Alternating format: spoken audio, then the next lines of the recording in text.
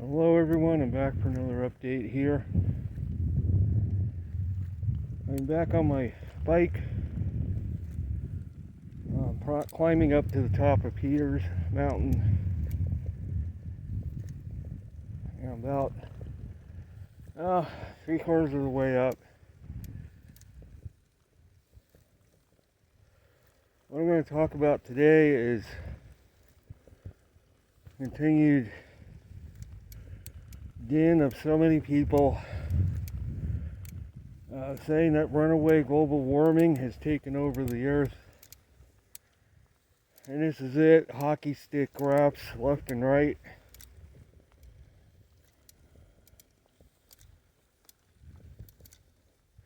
A heat wave is going to develop in the eastern U.S. again, bringing temperatures to near 90 degrees next week.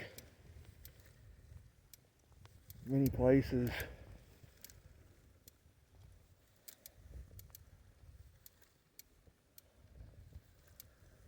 Is this it? Has runaway global warming taken over the planet? It could be very easy to believe that.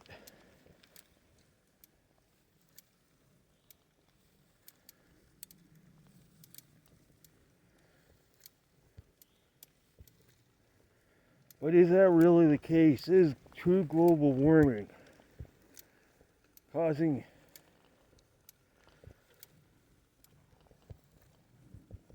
all this warm weather lately we've been having, populated areas especially?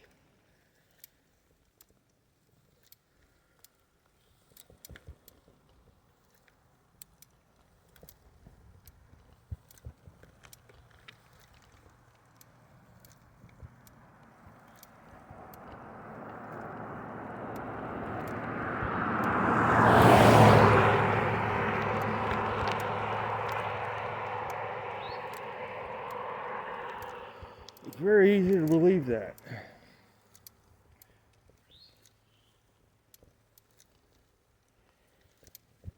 What do I feel is causing it? Because it's definitely not CO2 induced global warming.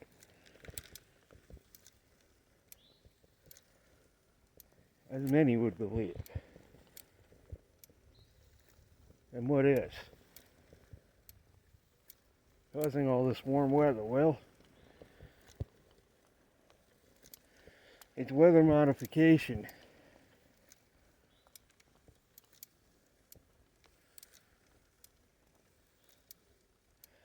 They began stepping up weather modification when global warming in back around 2007 changed the global cooling due to a change in the regime of the sun to less energy being emitted overall. Around that time, that's the time we had the Arctic sea ice minimum, or one of them. The next one was in 2012. Since then, the ice has been fairly stable, has not come back up to pre-2007 levels, at least not as of yet.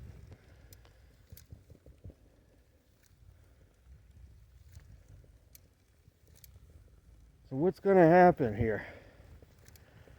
I'd say till about May 1st, warm weather patterns are going to continue due to weather modification.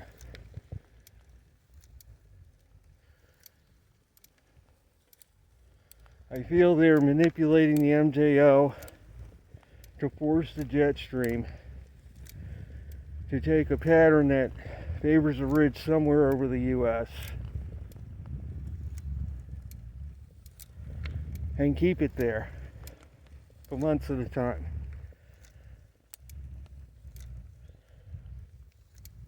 I said in many of my videos how I feel they're doing this, and this year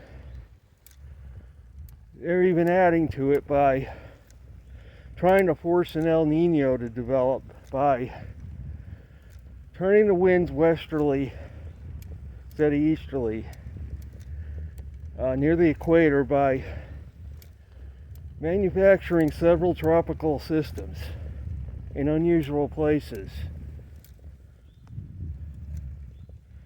that cause the winds like a conveyor belt to turn westerly in that region to try to push the warm water east to make this El Nino, or what they think, to make this El Nino actually happen.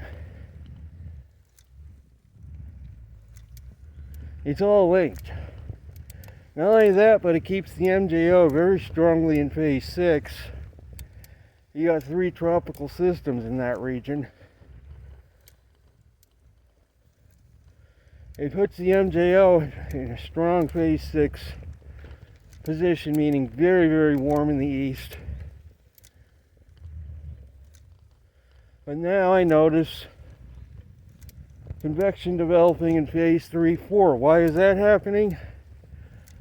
It's rigged. They're doing that to cut down the western ridge, to make it not so strong, so that the U.S. as a whole remains above average temperature-wise.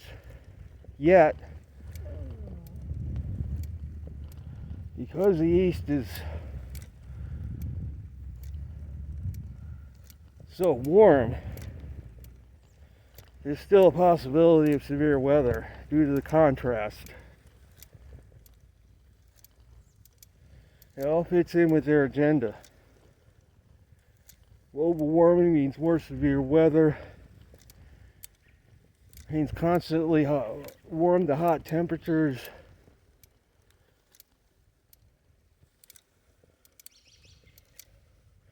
And they got this year locked in already as probably going to be the warmest on record for the U.S. It's a lock already. Again, does that mean runaway global warming has taken over the planet? No, because there's other areas that are just as cold as U.S. is warm. And interestingly enough, Western Europe is also warm. But there's that many other places that have been just as cold on the anomalies, such as Canada, especially northern Canada.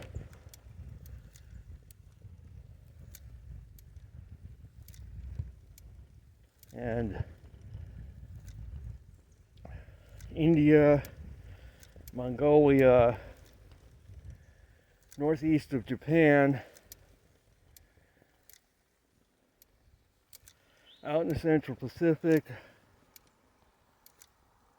Like, for example, Hawaii is still getting snow on the summits. I mean, I know they can get it during the winter, but it's not winter anymore. We're into April.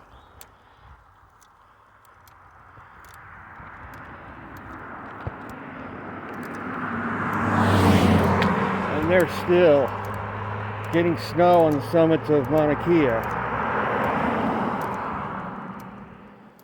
We're almost into the middle of April, and that's indicative of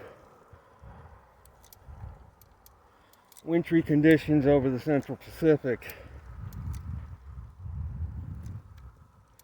The fact that they're getting all those flooding rains, for example, there's got to be a mechanism for it. The cold air coming south is what's creating that situation. Cold air from the Arctic coming south into the tropical regions causes condensation, lifting, and lots of rainfall.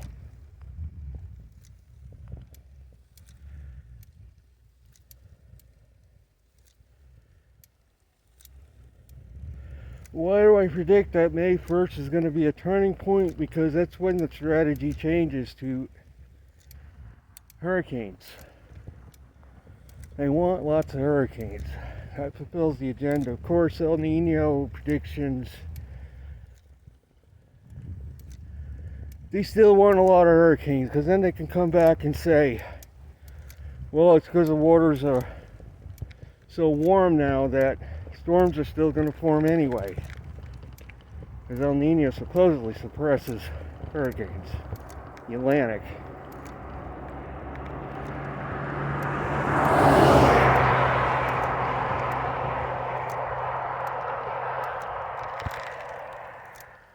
Of course, the global warmists are rooting for an El Nino, super El Nino, because it claimed it will raise global temperatures to record levels, thus substantiating everything they're saying even more.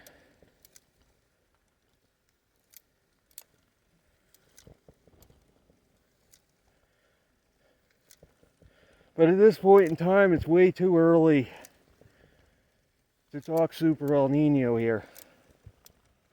Yeah, El Nino hasn't even developed yet, for one. And those westerly wind bursts are being artificially created, I feel, to try to force this El Nino to develop and get more intense.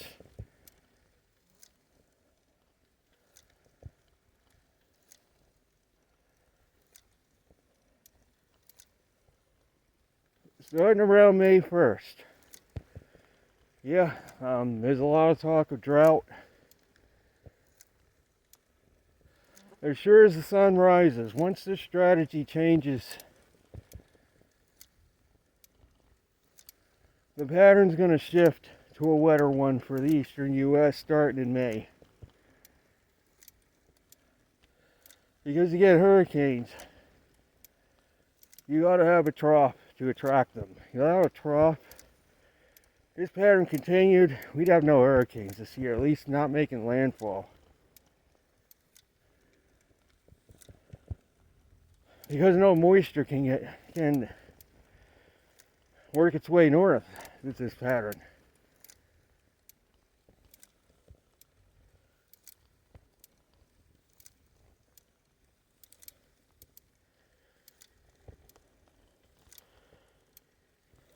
So for those who fear drought, I'd say by the time June rolls around, you're going to be wishing that the rain would stop.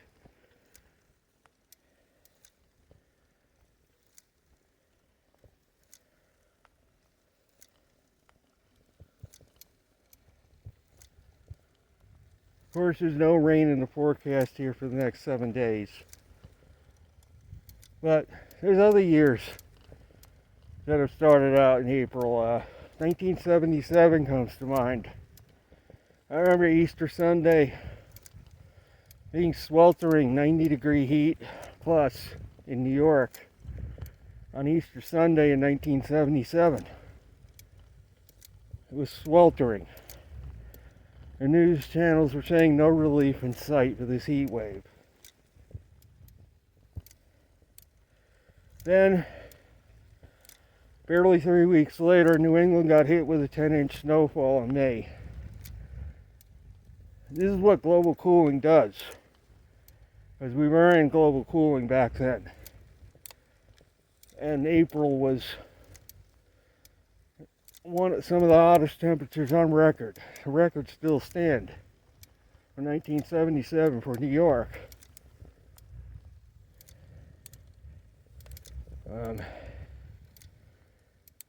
Yeah, it wasn't just one day either. It lasted like 3-4 days straight.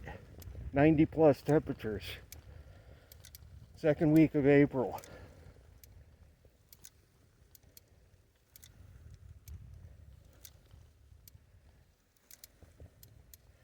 And then the second week of May, 10 inches of snow fell in Massachusetts. I think it's going to happen again this year. If the sun remains quiet, we could have a whiplash similar to that this year, because the patterns are similar.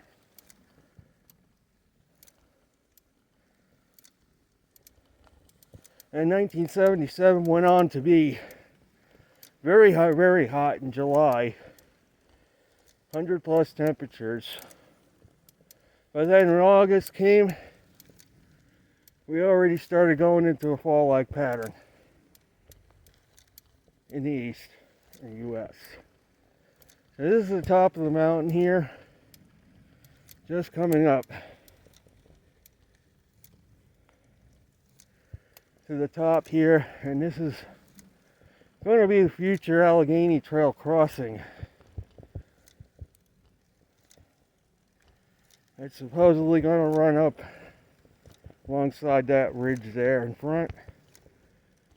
So far, they haven't approved it yet, so to come through here, it's a road walk down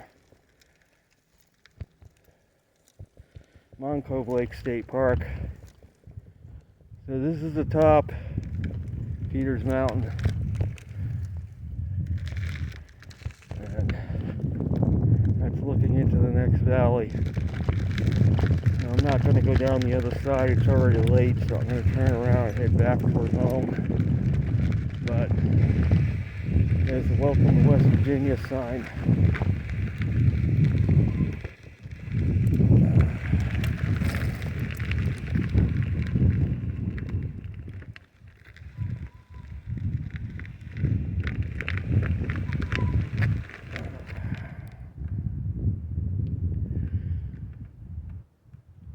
So I'm going to turn around here and start. It's going to be a nice downhill to get me home from here.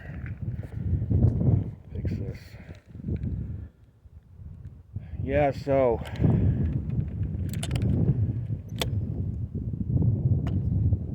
this is a deceptively warm pattern that we're in. I say deceptively because it's not being caused by genuine global warming. It's being caused by weather modification that's keeping a high pressure system in the upper atmosphere over the U.S. at some part of the U.S. consistently for days, weeks, months.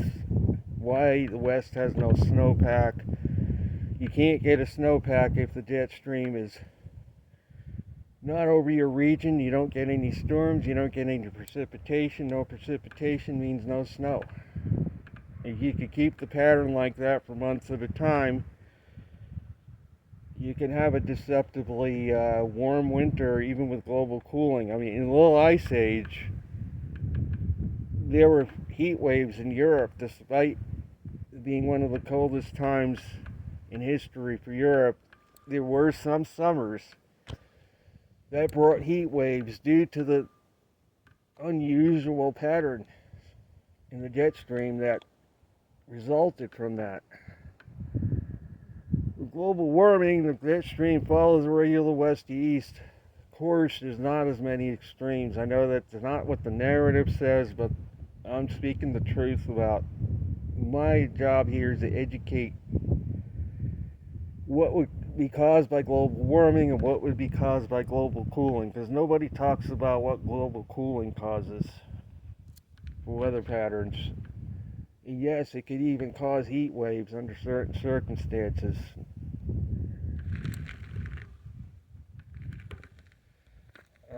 So let me get this thing turned around.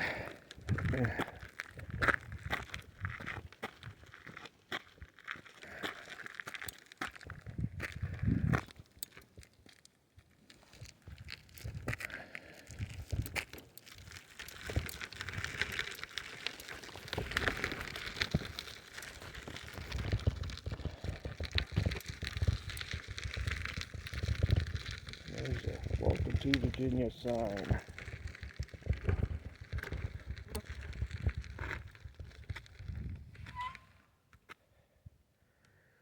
So I'll get ready to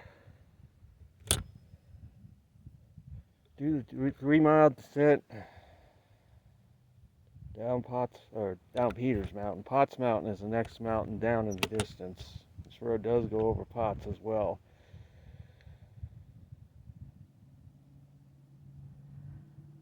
I'm just taking a bit of a breather here. But that's going to be it for this video. I will be back soon.